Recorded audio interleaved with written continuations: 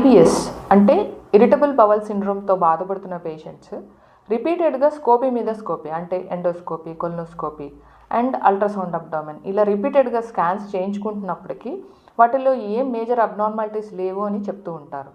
అయితే మరి సిమ్టమ్స్ మాత్రం తగ్గవు. ఎందుకంటారు?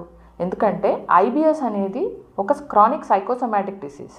ఇందులో ఫిజికల్ డైమెన్షన్లో అబ్నార్మాలిటీస్ లేకపోయినప్పటికీ కొంతమందిలో సైకలాజికల్, ఎమోషనల్ అండ్ ఎనర్జీ డైమెన్షన్స్లో అబ్నార్మాలిటీస్ ఉండడం వల్ల అవి ఫిజికల్ సిమ్టమ్స్ రూపంలో మేనిఫెస్ట్ అవుతూ ఉంటాయి.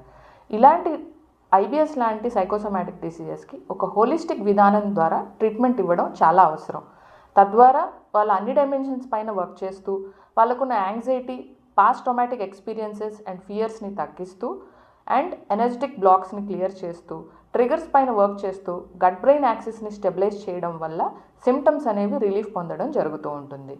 At Praveha Integrative Medical Center, we offer holistic approach for chronic psychosomatic diseases like IBS, which leads to symptoms relief. All the details are given in the description below.